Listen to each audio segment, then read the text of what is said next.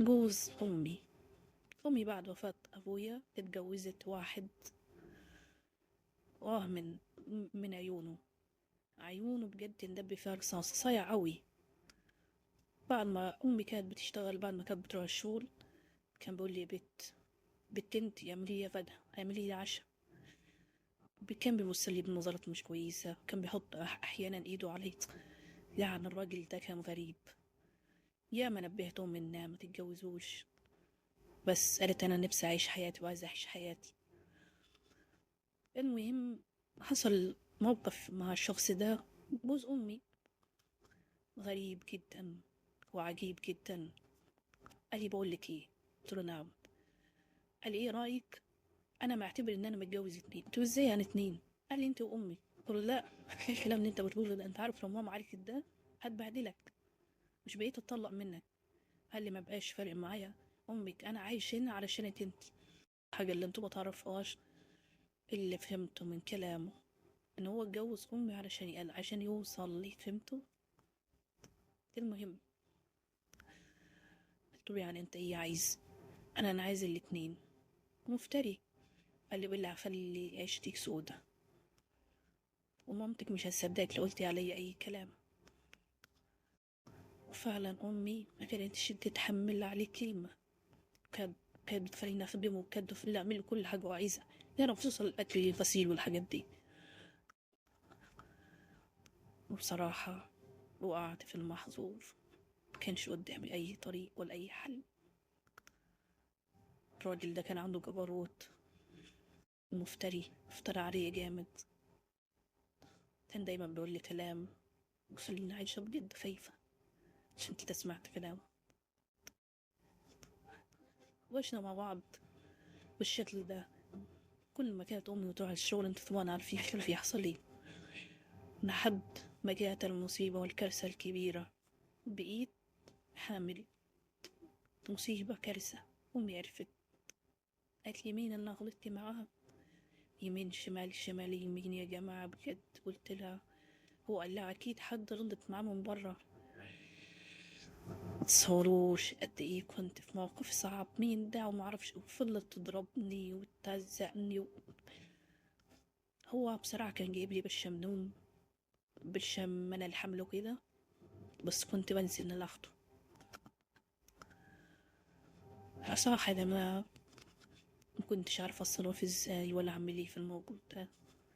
امي كانت واخدة مني جنب، وكانت زعلانة، وكان هنسقط العيل. حصلت مشاكل كتير بسبب الموضوع ده. انا بصراحة لحد دلوقتي مش عارفة ازاي طوعت الراجل ده. انا ندمانة اشد الندم بجد. ندمانة وزعلانة وحزينة ومكتئبة، وحياتي سواد في سواد. باكلش وما بشربش. لو كلت نادر ولقمة قد كده صغيرة. محتارة ومخلوقة ومتضايقة اللي حصل. مش مصدقة نفسي، معقولة أنا عملت كده؟ عارفين يا جماعة بجد، أنا بحتقر نفسي. كرهت نفسي بجد بعد اللي حصل. ما هو اللي حصل مش قليل. مع مين؟ العجوز ماما. انتوا عارفين لو حد غريب هينة بالنسبة لي شوية، لما عجوز ماما. لو ماما عرفت هتعمل ايه؟ إذا كان مع حد غريب عملت كل ده، تخيل لو سمعت إنها مع جوزها. الموضوع كان صعب أوي أوي أوي، لدرجة ما تتخيلهاش. طبعا الموضوع كنت عايزة أتواصل مع شيخ وأقول له أعمل إيه، طيب أعترف لها ولا أنزل ولا أعمل إيه بالظبط. الموضوع في لخبطة جديدة، مش لاقي حل لحد دلوقتي. سألت أصحابي البنات، للأسف كلهم غلطوني. قالوا لي اللي غلط غلطة يتحمل نتيجة غلطه، وانت غلطتي مش غلطتي، دي غلطة عمرك، ملهاش حل، ملهاش حل. وفي اللي يقول لي سقطي. طبعا لو سقطت حرام علي، بدل الذنب ذنبين. فبجد ما شيلت الهم من بدري. تعبت أوي نفسيا، مش عارفة أتصرف ازاي ولا أعمل ايه. حياتي اتدمرت بسبب غلطة واحدة، غلطة واتكررت. معرفش الشيطان دخل من بيننا، معرفش ازاي عملت كده. طبعا سألته، عارفين لما سألته عم رحت الشغل. طبعا كنت دايما بروح السوق، كنت اشتري طلبات، منعتني ما اروح السوق، قيدت حريتي. لما قلت له انت سبب المشكلة، انت هتحلها ازاي؟ قال هتسقطي. قلت له مستحيل اسقطه، في خطر كمان على صحتي، انا لو قلت لك هتسقطي. قلت له طب اديني فترة افكر. قال لي قدامي 5 ايام تفكري فيهم، ولا مش هيحصل لك كويس، ومامتك ممكن تطلبك من البيت، مش هتلاقي مأوى.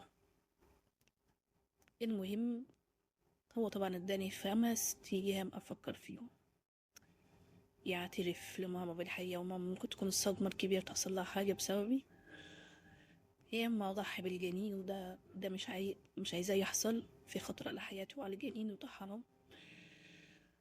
مش عارفة، مشكلة معقدة مش لاقي لها حل.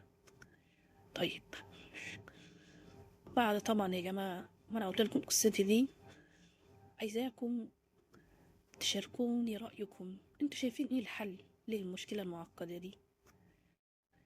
انا عايزاكم تاخدوها من كل الجوانب، وتقولوا لي ايه الحل للمشكلة العويصة دي، ان فعلا مشكلة كبيرة. فانا نزلت القصة دي مخصوص علشان اخد رأيكم، وعلى فكرة رأيكم يهمني، واظن انا قلت لكم بالتفصيل اللي حصل معايا من طقطق لسلام عليكم. وقلت لكم حتى كمان رحت باصحاب البنات نفس الموضوع، هم احتاروا في حل المشكلة، فانا عايزة حل جذري. في نفس الوقت مش عايزة اجي على ماما ولا ازعلها، ولا هي مش متحملة اساسا، سنها كبير شوية، فمش عارفة بصراحة اتصرف ازاي. فلو تكرمتوا وسمحتوا، لا هي الناس لبعضها زي ما بيقولوا، او انا غلطت وعارفة ان انا غلطت، بس مش عيب الانسان يغلط، العيب انه يتمادى في الغلط. انا غلطت وبعترف ان انا غلطت، ومش عايزة اتمادى في الغلط مرة تانية، وانا انسانة عادي، يعني الانسان ممكن يغلط، كلنا بنغلط، ده القلم اللي بيكتب بيغلط. قولوا لي اتصرف ازاي واعمل ايه؟ ده انا ما بنامش الليل، تخيلوا معايا ما بنامش الليل بسبب الموضوع ده، دايما شاغل وقتي وتفكيري. بصراحة يا جماعة انا شاردة التفكير والذهن، حالتي النفسية زي الزفت، فوق الزفت بشوية، مش مبسوطة مش سعيدة، مبقتش زي الاول، وحتى وشي اتقطف. قولولي الحل للمشكلة دي، يبقى كتر ألف خيركم وجزاكم الله كل خير، وشكرا لكم انكم سمعتوا قصتي. تحياتي واحترامي لكم.